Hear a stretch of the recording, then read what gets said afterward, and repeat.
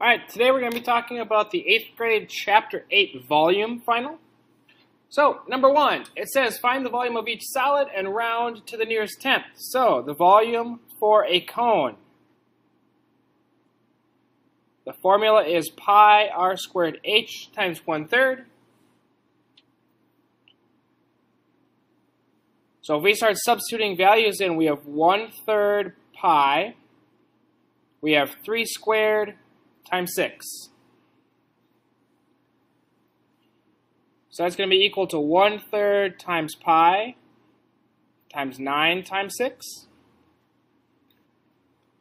So if we multiply all this together, we would get either 18 pi centimeters cubed, or if I do 18 times pi, I get rounded to the nearest tenth. This is 56.5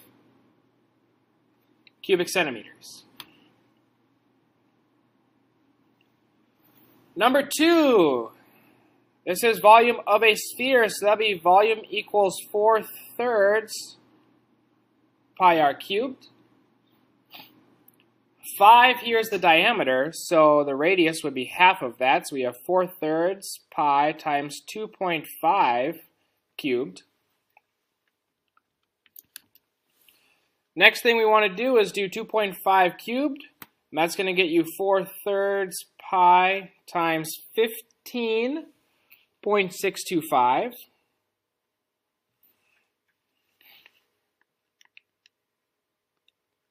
And if I multiply that by 4/3, I would get 20.83 repeating pi inches cubed.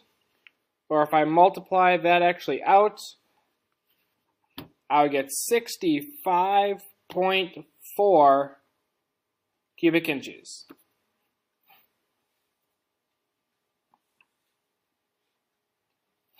And then number 3. This is volume of a cylinder, so I have volume equals pi r squared h. The radius is 0.5 millimeters. And the height is 1.7.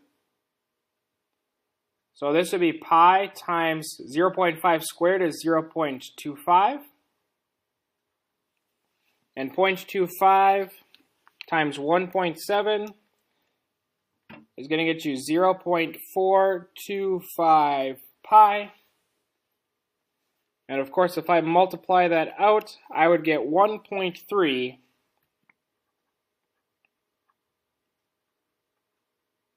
cubic millimeters. Okay, number 4, it says a can of juice is 6 inches high and its base has a diameter of 4 inches. What's the volume of the can? Well, that means this is a cylinder. The height is 6, the radius is 4, or the diameter is 4, so the radius is 2. 2 squared is 4. And 4 times 6 is 24, so this would be 24 pi inches cubed. Or if I multiply that out and round to the nearest tenth, I would get 75.4 cubic inches. Number 5, a hemisphere has a radius of 8 centimeters. So a hemisphere is half of a sphere. So I can either use the volume of a sphere and then divide by 2. Or I could use 2/3 pi r cubed. I'm going to use this method here. So the radius is 8. So I'm going to use 4/3 pi times 8 cubed. 8 cubed is 512.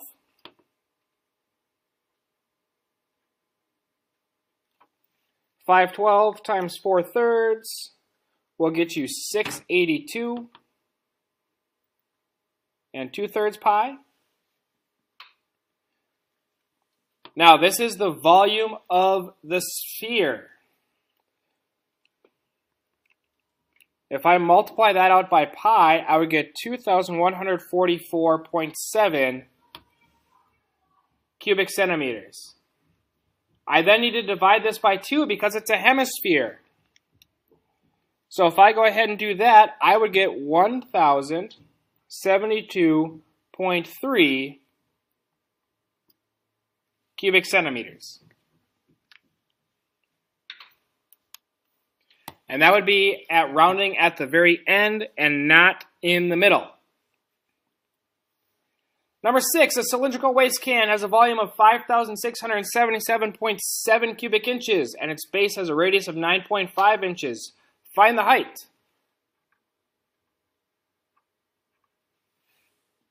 Put down the formula. Volume is 5,677.7, so 5,677.7. The radius is 9.5. Simplify this, 5,677.7 equals 9.5 squared. So we have 90.25 pi h. Divide both sides by 90.25 pi. Don't forget that pi. And if you do that, you get h equals 20 inches. So the height is 20.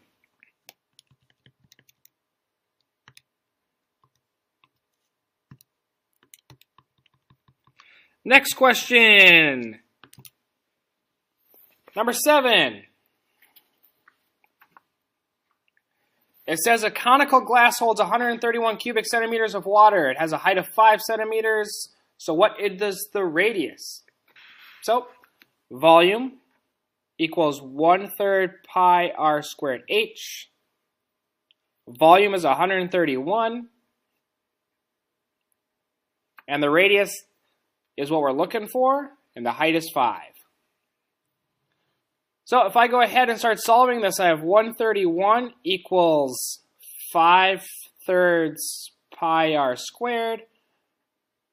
Divide both sides by 5/3 pi. So I have r squared equals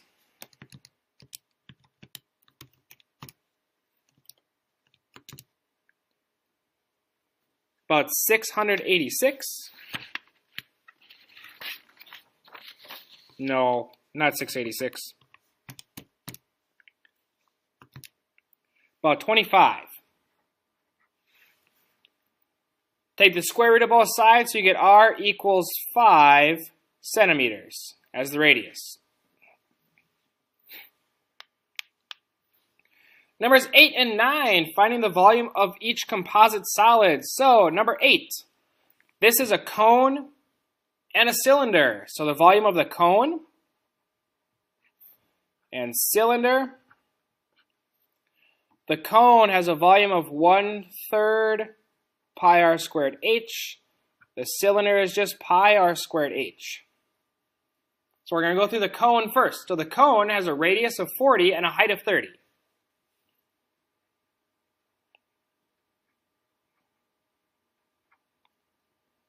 So 40 squared is 1,600. And if I multiply everything out, 1,600 times 30 times 1/3 times pi, I get 50,265.5. And because there aren't any units, we have to include our own units. So those will be units cubed. Now over to the cylinder. The volume is pi times the radius squared, so the radius is still 40. Now the height is 50. So 40 squared is 1,600. 1,600 times 50 times pi is 251,327.4 cubic units. Now I need to add those two numbers together. So if I add these two numbers together, I get 301,592.9 cubic units.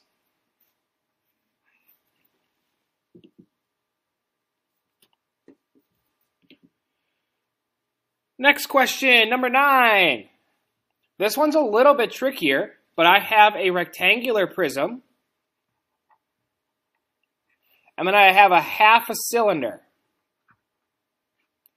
So volume is length times width times height, and this one would be 1/2 pi r squared h. Length, width, and height of the rectangular prism is 10, and 6, and 8. And 10 times 6 is 60, times 8 would be 480 cubic inches. Volume of the cylinder, 1/2 pi. The radius is 5, and the height would be 6. So if I go ahead and start simplifying this, 5 squared is 25. 25 times 6 is 150, times 1/2 is 75. And 75 times pi will get you 235.6. Now I want to add those two numbers together, 480 and 235.6. Now I get 715.6 cubic inches.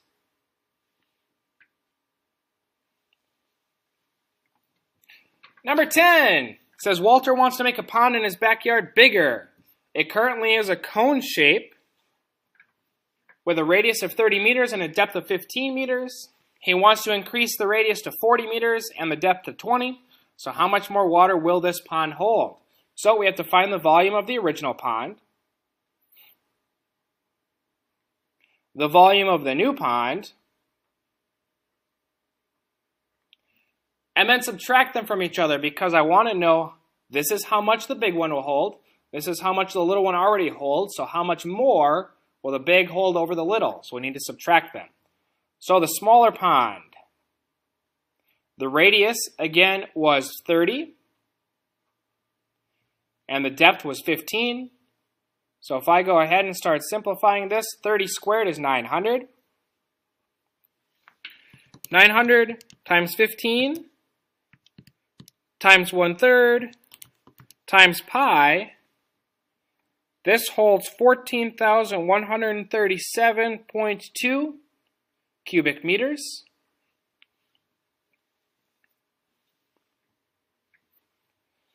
The volume of the bigger pond now.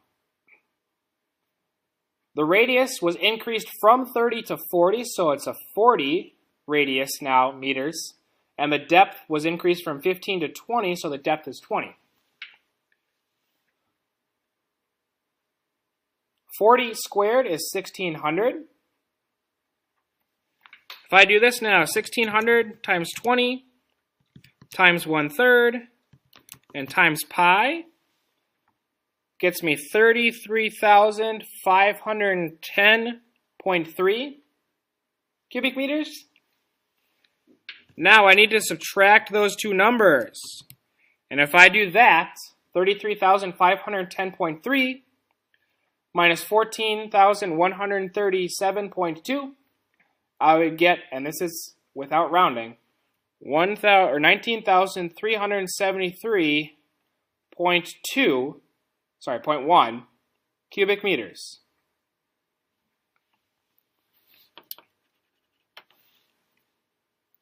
And that's how much more the big pond holds than the little pond.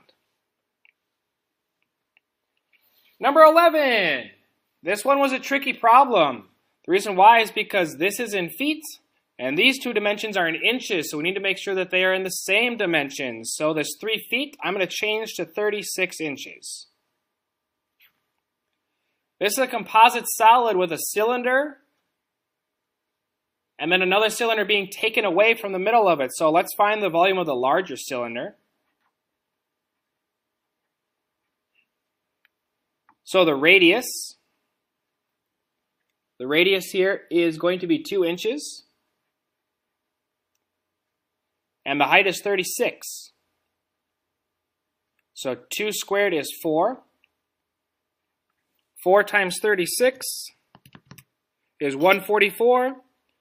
Times pi is 452.4 cubic inches. That's how much the entire pool noodle is. The one taken out of the middle of it now. The volume is going to be equal to the same formula. The only difference is the radius isn't this 2 inches all the way across. It's this 0.5 inches right here. So the radius is going to be 0.5, but the height is still 36. So 0.5 squared is equal to 0.25. 0.25 times 36 is 9. And then 9 times pi is going to get you 28.3 cubic inches. And then I want to subtract those two from each other because the smaller one is being taken away from the bigger one. And you should get 424.1 cubic inches. Be careful, the biggest mistake here was leaving this 3 in. It is 3 feet, it should be changed to 36 inches. Be careful with that. Number 12, Sue is a bowl of sugar shaped like a hemisphere. So again, the volume is going to be that 4/3 pi r cubed, and then we're going to divide that by 2. Has a radius of 6 inches. So I'm going to rewrite this formula as 2/3 pi times 6 raised to the 3rd power. It says, how much will the sugar weigh if the weight of sugar is 0.49 ounces per cubic inch? So let's find out how much volume there is first of all. So 6 raised to the 3rd power is 216. If I do 216, multiply by 2/3, and multiply by pi, I get the 452.4, and that's going to be cubic inches. Now, this is where the tricky part comes in. Because it says sugar weighs 0.49 ounces per cubic inch. And I want to know how many ounces this will weigh. So my answer needs to be in ounces. I need to get rid of this cubic inches here. So I'm going to put cubic inches in the denominator and ounces in the numerator. So it says 0.49 ounces. So 0.49 will go here and 1 will go here. And if I multiply those two numbers together, I would get 221. Let's get rid of that. 221.7 ounces. Number 13, Carrie is filling cone-shaped bags as party favors for her daughter's birthday party. So the cone is 1/3 pi r squared h. Each bag has a diameter of 6 inches, which means that the radius is 3 inches. So I'm going to substitute 3 in for h. And a height of 8 inches. So it says, what is the capacity of 8 bags? Which means I'm going to find the volume of 1 and then multiply it by 8. So let's find the volume of 1. So I have 1/3 pi times 9 times 8. If I multiply all that out, so 9 times 8 times 1/3 times pi, so one bag is 75.4 cubic inches. That's one bag. I then need to multiply that by 8. If I multiply that by 8, so this now times 8, because this is the number of bags,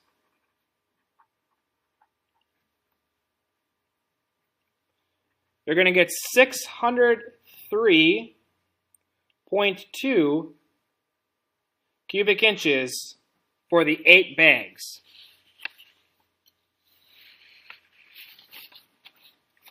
Number 14.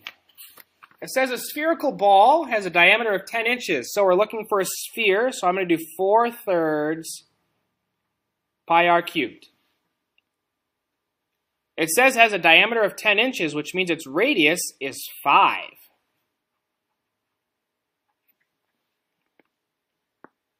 It says the ball has a slow leak in which the air escapes at a rate of 2 cubic inches per second. So how many seconds will it take the ball to deflate? So let's find the volume of the ball first. So 5 raised to the third power is 125. And then if I do 125 times 4/3 and multiply that by pi, we get a volume of 523.6 cubic inches. Now, this is very similar to problem number 12, where this isn't what I'm looking for. I'm looking for how much time it'll take. So this is how much volume. I want to get my answer down to seconds, which means I need to get rid of cubic inches. So cubic inches are in the denominator, seconds are in the numerator. It says 2 cubic inches, so 2 in the denominator, 1 in the numerator. So if I take my 523.6 and divide it by 2, I get 261.8 seconds. Now, if you decided to get that into minutes, not many people did, but if you did, it'd be 4.3 minutes.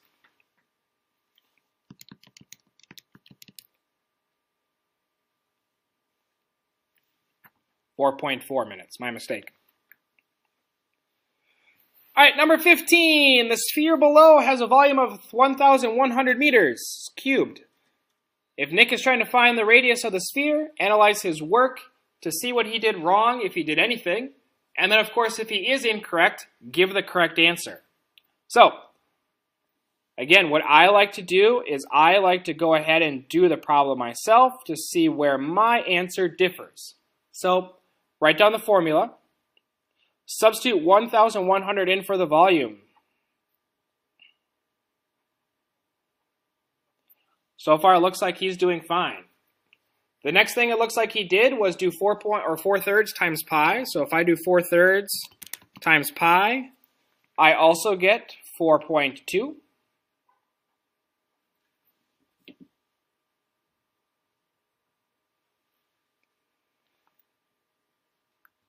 Divide both sides by 4.2. And I get 261.9. So far, we're still doing well. His mistake here is right here. He took the square root, when in fact, you need to take the cube root. Cube root of that would be 6.4. And then, of course, it says, so what is the radius? The radius should be 6.4 centimeters. His was still in centimeters cubed, so it should be 6.4 centimeters. Spiral review now. Which of the following is equivalent to 0.45 repeating?